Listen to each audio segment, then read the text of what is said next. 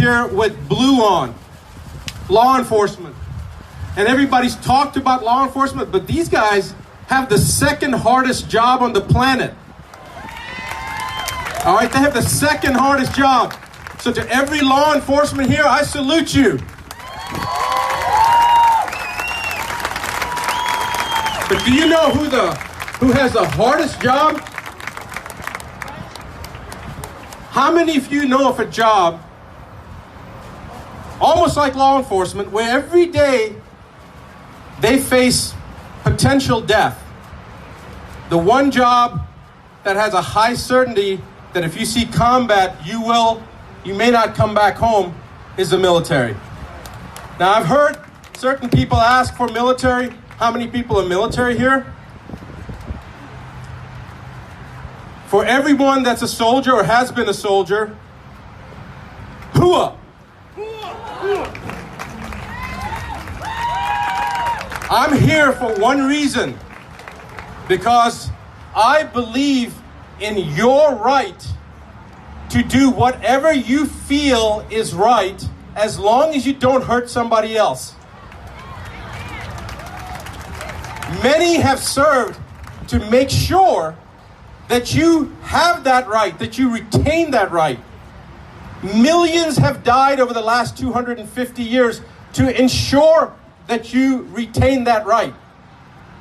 I have even put my life on the line to make sure that people have the liberty to be as stupid as they want and wear as many face masks or get as many vaccines as they want.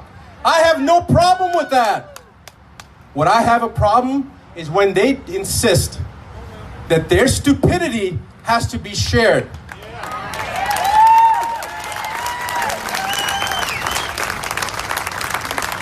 So for you guys that are here and that you have rifts in your own family, I know that pain. I know that almost everybody, raise your hand if this has not put a strain on your family or friendships with people that you thought were close to you. Raise your hand if it has not. See that? Nobody's hands are up, because everybody feels this pain. But I'm here to share some information that might be important for you to recognize. This is the greatest polarizing issue that has ever occurred on this planet. Everyone knows those that are awake and those that are still asleep. And we have to love our sheeple, but that doesn't mean that we also allow them to manipulate our decisions, our independence, our autonomy through intimidation or embarrassment or whatever other tactic that they're going to use. Now, I don't want to talk about my family, but you know, my own sister told my son, who's very close to me, I hope you don't buy into your dad's bullshit. Now my son, to his credit, said, Dad, you know, I said, what did you say? And he said, well, I was trying not to alienate her because I want to help bring her into the fold, which I don't know how you do, but my son's a much better advocate than I am. So I want you guys to know that don't for 1 second think that you're alone. This is why this is so exciting for me, and I really deeply appreciate the warm welcome. But don't forget that for every one person here, you know, we're like the silent majority. There's hundreds of us out there, but we're keeping quiet. It's kind of like they say there's no Trump supporters. We'll see what happens, okay? I am not a political person. In fact, I'm not politically correct, okay? All the politicians here, since I just said whatever I said about them, they already know that. The rest of you, I don't think it was news to you guys. I'm not here for any type of a message except for to let you know you're not alone. And to thank you for making sure that you give voice to those who can't give voice by being here. All right, your presence in itself is so huge. It is that collective consciousness when 2 or 3 people get together. It's not just those 2 or 3 people that are feeling it. You emanate a vibration, a resonance, if you will. You start resonating at a frequency that other people will feel. Have you ever walked into like a field and there's like a horse that's supposed to be like a crazy horse, but the horse comes right up to you, or maybe a dog or kids, right? Why is that? Why is it certain people can walk into a field with a crazy horse and the horse comes up and licks their hand? Because they're resonating at a frequency that's not fear-based. They're not afraid of the horse. They're not afraid of that dog. Right? So they're resonating. Now, all of you, how many of you are scared of the virus? Shame on every one of you for not maintaining social distancing. I am so disappointed. You see, I'm maintaining my social distancing. I mean, that is the most preposterous, idiotic, the height of stupidity. It takes it to a new order of magnitude when you start talking about maintain your social distancing as you board the plane, and then you can sit next to the person that you don't know that's 6 inches away. All right? Idiocy is at its height right now.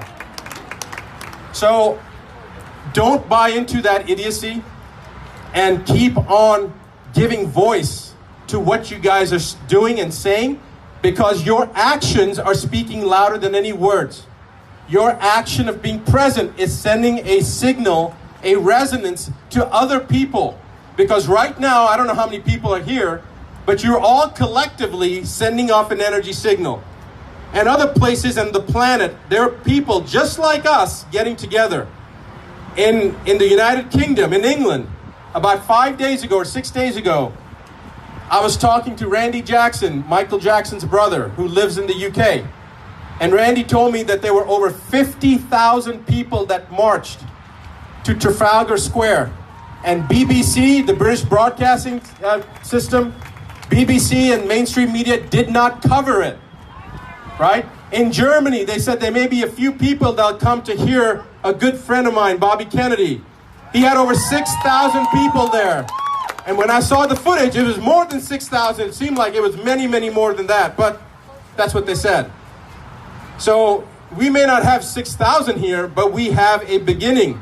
And every time Cordy and the rest of his crew are going to every one of these cities, if you can be there, support them. Or, as that incredible musician just said, as Cafe said, pick up your social media, pick up your phones, and by the way, I broadcasted to my 206 or 208,000 Instagram followers because that was very inspirational. That music was very inspirational. And I sent that information out. I want you to do the same thing, even if you can't be at Cordy's next event at the 1776 Forever Free. Remember, if you're feeling something and it's you resonating, and you can let some of your friends in those areas know that you can't be there, but you're going to be with them in spirit and encourage them to go, get them out of their fear.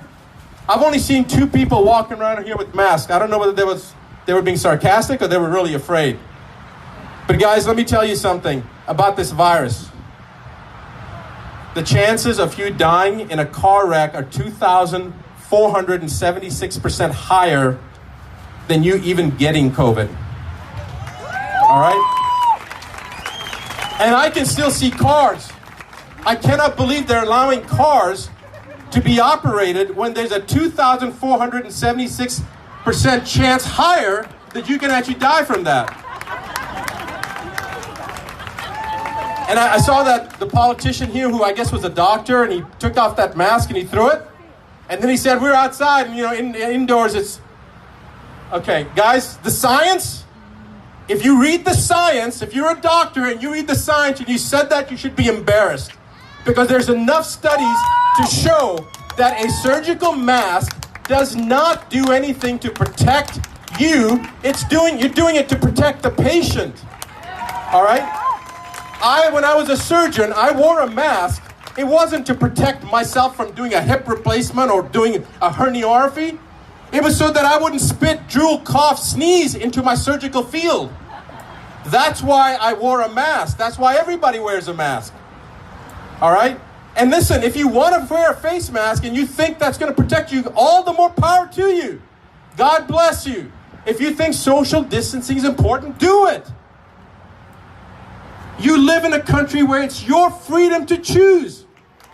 But as soon as you start imposing that freedom and start questioning my freedom, to start questioning everyone here that is intelligent enough to know what science is and that the current virological model has been outdated for over 100 years, if you are that evolved and that aware, why should you be penalized?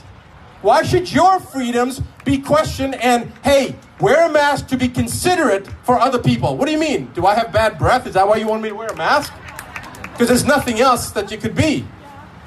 So I want you to remember that even though you think you may be alone and you're boarding that plane, you think I'm crazy. Some of you may think I'm crazy, but you see my significant other. She's a doctor and she's even crazier than I am. I have to calm her down because she's ready to slap people and hit them and stuff. And I'm like, calm down. Literally, that's what she says. Nice. But I want you guys to just keep that in the back of your heart, that you're not alone. There are many people out there that feel the same way as you do. Hold strong.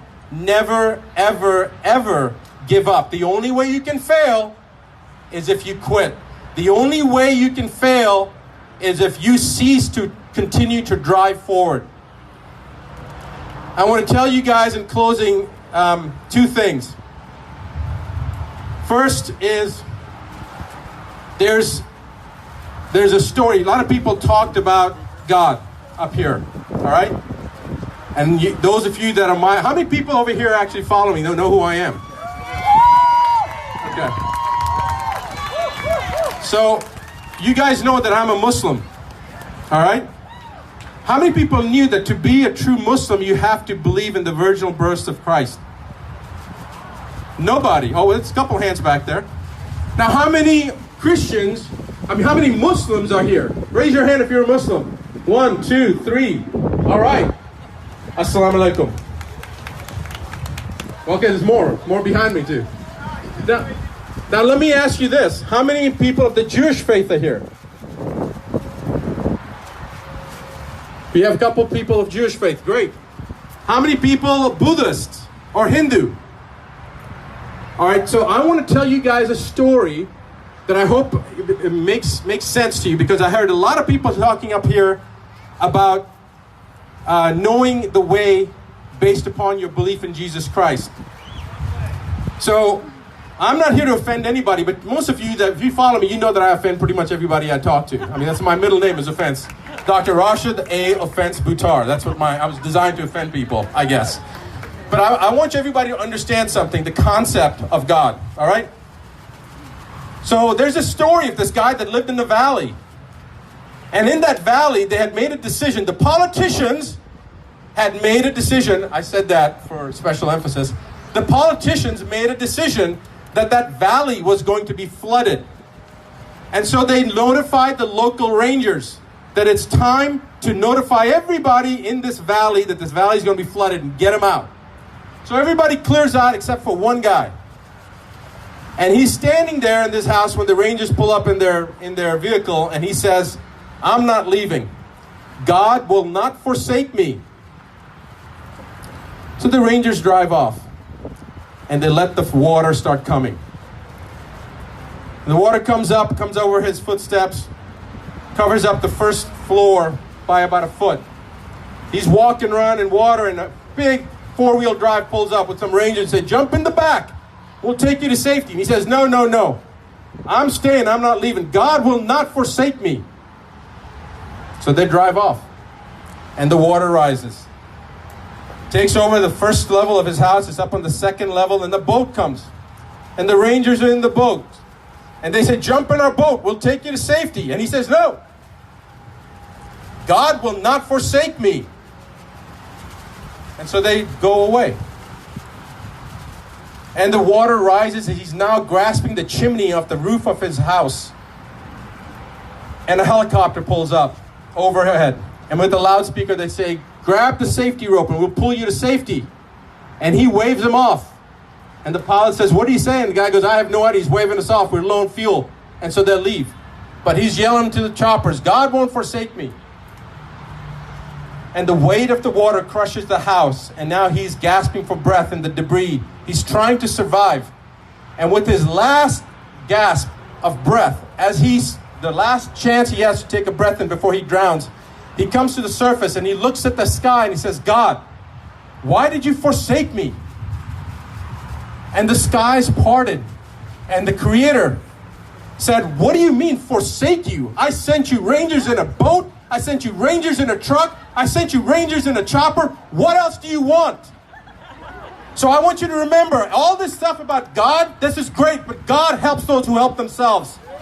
So you need to stand up and make sure you remember that. Always, always stand up. Never rely on anything else. Expect the worst, expect the best, but be prepared for the worst. Right? Take action. Always take action. And the Creator is always smiling on us. You all know that. The last thing I want to do is I want to read you a quote. Unfortunately, it's not a quote that's going to be inspiring. It's going to be a quote that's a warning. This quote was said by someone who was very sinister. He was the second most influential person in the Nazi regime. His name was Joseph Goebbels. He actually served as Chancellor of Germany for one day after Hitler committed suicide. He became the Chancellor of Germany for one day, and then he killed himself. I want you to hear what he said. He was in charge of propaganda. If you tell a lie big enough and keep repeating it, people will eventually come to believe it. The lie can be maintained only for such time as the state can shield the people from the political, economic, and/or military consequences of the lie. It thus becomes vitally important for the state to use all of its powers to repress dissent, for the truth is the mortal enemy of the lie. And thus, by extension, the truth is the greatest enemy of the state. So remember that people are repeating things to you, trying to make you believe certain things. You know what the truth is. You feel what the truth is. Nobody needs to tell you. If it doesn't appeal to your common sense, if it doesn't appeal to your intellect, if it doesn't resonate to your heart, if it doesn't free your soul, make you smile, you don't have to do it. Remember that you have the power. Inside you, you have the power. And this may sound like, oh, Dr. Buttar is trying to motivate us. No. Anybody ever heard of an atomic bomb? It's one atom. It's through the process, what we call fission, that you can release the power on one atom and empower the entire city of New York for a year. And how many atoms is made up in your body? You have 29 with 27, 2.9 with 27 zeros. I don't even know what that number is. That many atoms in each one of you. Some of us maybe have a little bit more. Some of us may have a little less. But that's how much power is in you. So unleash that power, hold strong, and never forget that you have a choice. Thank you so much.